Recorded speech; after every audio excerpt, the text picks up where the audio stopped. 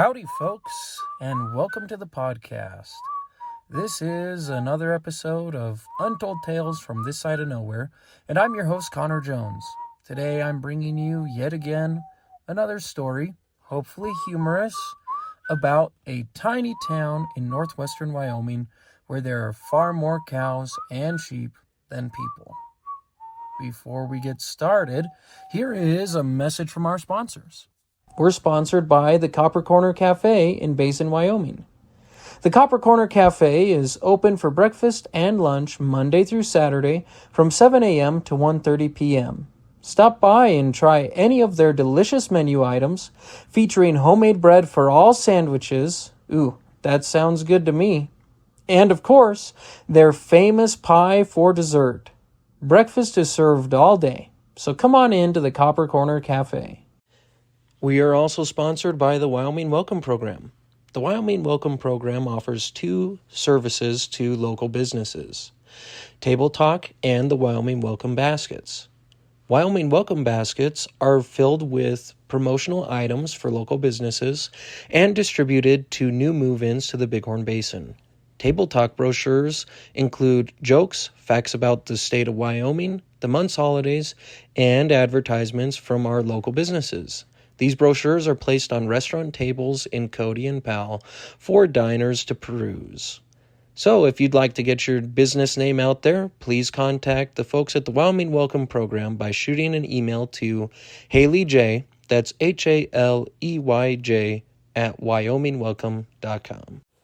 If you're farming in the Bighorn Basin, you know that input prices aren't doing us any favors this year. Between the high cost of nitrogen and the falling price of sugar, every pound of fertilizer has to count. That's why 307 Pest Management, LLC, is offering something straightforward: the risk-free First 40. I'll bring my multispectral drone to your field and map your first 40 acres for free. We'll look at the soil variability, identify the low-yield zones, and create a precision prescription file for your VRA equipment. If the data doesn't show you a clear path to saving money or boosting your stand, you don't owe me a dime. Don't leave your yields to guesswork. Let's see what's actually happening in your soil before the planners roll. Search 307 Pest Management, LLC on Facebook or call me, Connor, to book your first 40 today. That's 307-250-0614. It is a beautiful spring morning. It rained a little bit last night as I'm recording this Thursday morning. Of course, this episode will drop Saturday. I'm recording Thursday. But like I said, beautiful spring morning. Got a little rain. Everything's turning green. It's going to be warm today. I'm really looking forward to the track meet on Saturday. We've got conference down in Worland. So as you're listening to this, we are on a bus or driving down to Worland, and wish the Panthers luck. They're competing against, I think there are 5 other teams in our conference. So it's a pretty big meet, and these kids have worked hard. I'm wishing them all the best, especially my throwers. So good luck, Panthers, and good luck to all the other teams out there who are competing. The middle school season is wrapping up. I know the high school has a little bit longer, but it's been a really good season, and I have loved coaching throwing at Powell Middle School. I'm going to miss it as I make the transition over to Burlington, but maybe there'll be a chance to coach over there as well. So anyways, today's story is called A Terrible Thing. And, you'll understand by the end. Here we go. A Terrible Thing.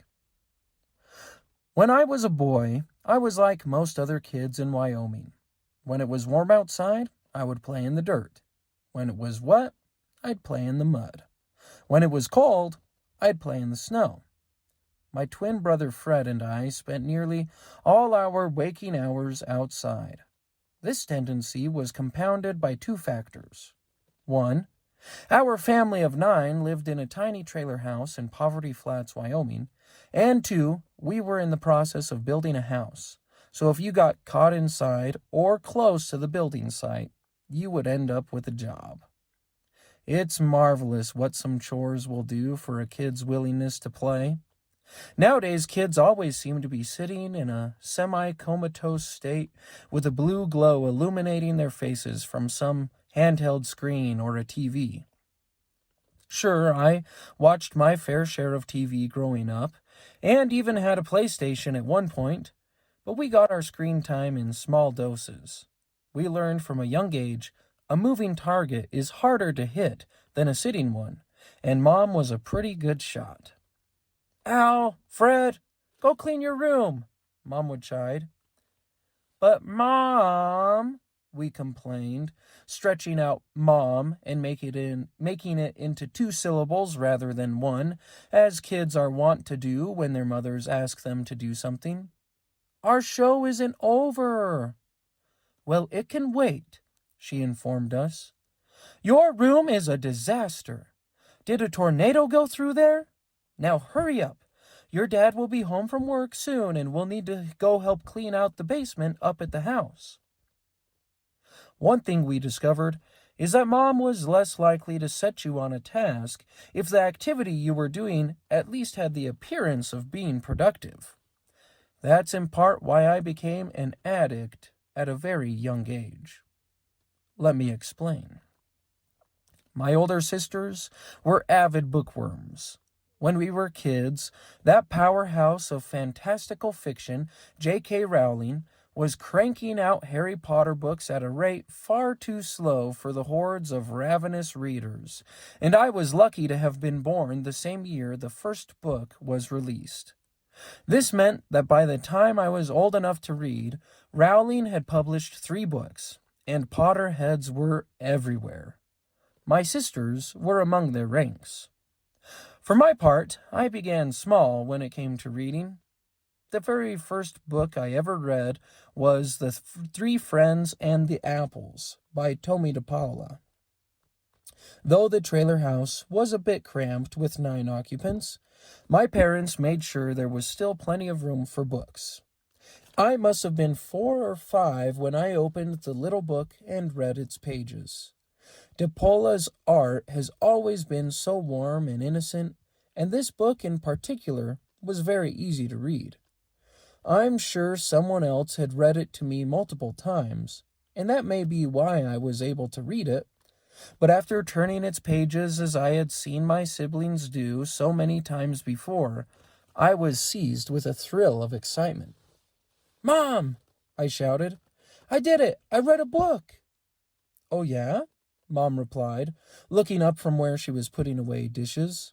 The cramped kitchen had wallpaper with vertical rows of blue ribbons and pink flowers, and the cabinets were painted white. Mom had the silverware drawer open to put away cutlery, and she had opened the cabinet door below the drawer so it wouldn't drop out of the counter and onto the floor. "Which book did you read?" "The 3 Friends and the Apples," I replied, holding up the little paperback book. "Good job," Mom said. If I had been a little older, I probably would have recognized a touch of incredulity in her reaction. "Why don't you show me?" So I pulled up a chair, sat down, and began to read. And read. And read. From that day on, I was hooked. I was done for, completely and irrevocably stuck. Mom's enthusiastic response to my reading only fueled the fire. Fred began about the same time, and we started reading all the time we weren't outside playing or working. We had a half-hour bus ride to school, and we would fill that time with books. At school, we got to know the librarians very well, and they were definitely helpful in enabling our reading habits. Before long, I wasn't content with reading children's books. My siblings were reading chapter books, and I didn't want to be left behind, never mind the fact that they were older than me. In first grade, I devoured the Boxcar Children books. There was Henry, the oldest boy. He was the responsible one, who took care of everybody. Then there was Jessie. Since the children were orphans, she would take care of her siblings. Violet was the artist, and everyone loved her. Benny was my favorite, though. He had a little pink cup he found in the dump, but to him it was a treasure. He was always making everyone laugh. And best of all, these children solved mysteries that baffled the adults. I loved the boxcar children. What about the Hardy Boys? I read them too. The Magic Treehouse books, the BFG, the Chronicles of Narnia, they were all fair game. I went through a stretch where I was reading at school recess too. I could get through a Magic Treehouse book in a 15-minute recess. On the playground at Burlington Elementary, there was a jungle gym made of tractor tires set in a metal frame, and I would tuck myself inside a tire and read while the other kids ran around me. Now and then I would have to lift my book over my head to make room when a third grader came tearing through, another kid hot on his heels. Oh, I had book fever, something awful. One of the best places to read, I discovered, was the school bus. Poverty Flats was about a 15-minute drive from Burlington, where we went to school, so naturally the bus ride took half an hour. Fred and I would roll out of bed at 6 a.m., get dressed, and join Mom and the other kids in the kitchen.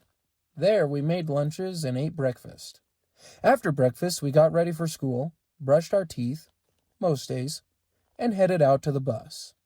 When I was in kindergarten, the bus stop was a bustling place. We were living in the trailer house next to my Aunt Janet, and the bus picked all of us kids up at the same place. In those early days, the entire trio of Trouble, as my three sisters were widely known, rode the school bus, as did Fred and I. Aunt Janet's kids included the oldest, Ruth, then Billy, and finally Nick.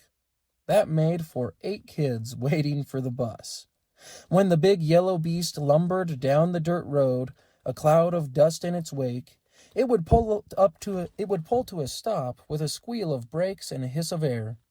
Us kids would clamber inside and cheer on any stragglers. Someone was almost always rushing to catch the bus last minute. Once aboard, I would settle down with my latest book, and the next half hour was passed thusly, immersed in a story. As the bus bounced over gravel roads, stopped at various houses scattered like so many stars in the vast expanse of the Wyoming countryside, and made its way toward school, I was 1,000,000 miles away in the world inside my head. Ink and paper mapped the way. Oh, those were the days. To be swept away with my favorite characters, with nary a backward glance, and swallowed up in a great story. That was the pinnacle of enjoyment, and the truest sort of freedom afforded to a young boy. If I was a bookworm, then I was just one in a family of bookworms. My sisters were voracious readers, and Fred and I would frequently swap books after finishing them. I remember when J.K. Rowling published the 5th installment in the Harry Potter series, Harry Potter and the Order of the Phoenix. Oh, how I wanted to read that book. I had devoured the first 4 in the series, and I was itching to get my hands on the latest of Harry's adventures. The movies, of course, had not been released, so the artwork was still the original Mary Grandpré. I remember the cover of the 5th book vividly, a dark blue with Harry looking back over his shoulder, dark doorways in the background. Candles flicker around him, and he holds his wand aloft, a look of determination on his face. The iconic lightning bolt scar is visible above his round spectacles. Yes, it looked like a great read, and if it was anything like Rowling's other books, it promised to be absolutely magical. No pun intended. Unfortunately, my parents had first claim to it. "We want to make sure it's safe for kids," they said. Every morning we would hound my mother to see how the book was coming along. "Have you finished it yet, Mom?" Candace would ask at the breakfast table. Of all of us, Candace was possibly the biggest Harry Potter fan. She had even dressed up as Hermione for Halloween one year. "Not yet," Mom would yawn. Though she acted like pre-reading the Harry Potter books was a chore, we knew she actually loved them too, and she would stay up until the small hours of the morning, even though she had to be up early the next day to get everything ready for school. "Ah, Mom," we would groan. "Hey," came the rejoinder, "if you want to read it, then you had better be patient." Being the fifth of 7 children, it always took some time for me to get a chance to read the book. But mercifully, the school library would come up with 4 or 5 copies. So once Mom had given one of the Harry Potter books a stamp of approval, I could usually check it out at school rather than waiting for our family copy to become available. By the time the 6th book, Harry Potter and the Half-Blood Prince, came out, there were at least 8 people in the Jones household who wanted to read it. We, of course, knew it was going to be released weeks before it came out. And I'll never forget when we returned from school the day Mom was to have picked up a copy of the latest book. To buy one, she had to drive to Walmart in Cody, nearly an hour away, and I think she may have made a special trip just to buy the book. As soon as we got off the bus, we sped to the house. A sprint from the bus to the cattle guard. Short, careful steps there. 1, 2, 3, 4, 5. Watch your feet. And then we were off again, speeding toward the trailer house. Candace, being the oldest, was fastest, and she nearly tore the sliding door from its tracks in her haste to get into the house. "Mom!" she hollered. "Mom, did you get it?" "Get what?" Mom asked, feigning ignorance. "Mom!" Candace groaned, drawing Mom's name out into a 2-syllable word. "What?" Mom asked, fighting to hide a smile. "Did you get the Half-Blood Prince?" Candace demanded. "No," Mom replied shortly, turning back to the grocery bags scattered on the counter in front of her. "What?" Candace gasped. Just then the rest of us burst into the kitchen. "Did she get it?" Beatrice asked, panting. "No, she didn't," Candace said with a look of devastation on her face. "What?" Fred asked, arriving on the scene. "She didn't get it?" I couldn't believe it either. Our own mother. She hadn't bought the most sought-after, long-awaited book of my entire life. How could she have neglected to buy the 6th Harry Potter? It was the only thing we wanted. Then a thought occurred to me. "Was it sold out?" I asked in a small, sad voice. "No," Mom said, a real grin spreading across her face now. "It wasn't sold out, but you didn't buy one?" Alice asked in disbelief. "Was it too expensive?" Mom shook her head, fighting to keep from laughing. Finally, she turned to the counter behind her. "I didn't buy one," she said, reaching into a Walmart sack, "because I bought 2. Sure enough, she pulled 2 of the thick green books from the plastic bag, and an audible gasp ran through the assembled Jones children. "You bought 2?" Candace asked in wide-eyed disbelief.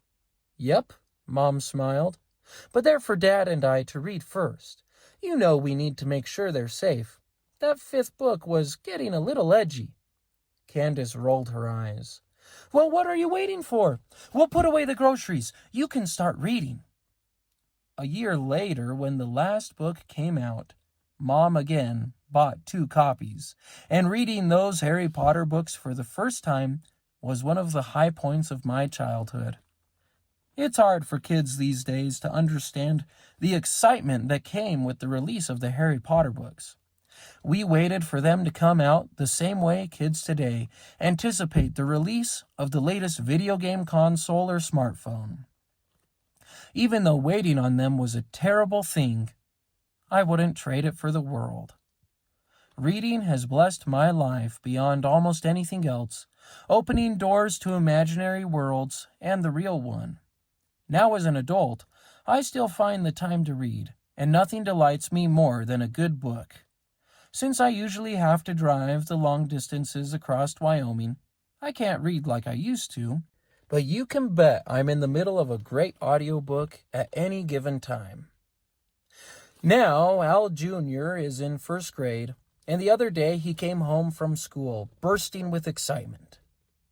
Dad, he said, "you'll never guess what I got at school today." "Oh, yeah?" I asked, smiling at his energy. "What is it?" He reached into his backpack and pulled out a rectangular object, holding it out to me. "What's this?" I asked. "It's a book," he yells. "They gave us free books today." My smile widens. I look down to see the book in my hand is by Mary Pope Osborne. It's a Magic Treehouse book. I shake my head, handing the book back to little Al. "It's a terrible thing to do to a kid," I murmur. But Al doesn't hear. He's already curled up on a chair, his nose buried in the book. Who knows where it will take him? Well, writing this story brought back a lot of great memories, and I think that it was inspired in part by accepting a job back at Burlington High School and teaching English again. I haven't taught English for a few years. I taught English in Cody when I was a Spanish and English teacher there, and now I'm looking forward to teaching English again. It isn't always as upbeat and fun as Spanish, but there are a lot of really great things about teaching English, and one of them is introducing kids to books. And I have so many people in my life to thank for my love of reading and for my love of writing, too. Definitely my parents, who were always book pushers, my Grandma Jones, who was a teacher for many years and also loved to read. When I say I come from a long line of bookworms, my Grandma Jones is perhaps the greatest of them. So many teachers. I had Mrs. Price, Mrs. Smith, and Mrs. Agard, Mrs. Powers, Mrs. Fabricius, Mrs. Tempany, and in high school and middle school, Mrs. Shavaro, Mr. Hawley, Mrs. Morgan, so many. They're just amazing people and really made an impact on my life. And I hope that I can be even half the teacher and make a fraction of the impact on the lives of the young people that I get to teach. They really are special, special people. And I am so thankful for the love of reading. I think there are few things better in the world than a good book. And I look forward to being a book pusher myself. So, I hope you are also a bookworm. Go ahead and share your favorite book when this episode drops. You can respond on Facebook, or you can shoot me an email at untoldtalesthepodcast@gmail.com. And as always, it has been fantastic sharing this story with you. If you are a new listener and you would like to get updates in your inbox every time an episode drops, be sure to find my podcast on Podbean and follow the link to our mailing list. The mailing list is also available on our Facebook page, and if you sign up there, it will allow me to set you up with an update every time a new episode drops, so you never miss one. And as always, this has been Untold Tales from This Side of Nowhere, where we work twice as hard for half as much, and still find time for the important things, like fishing. See you next time, folks.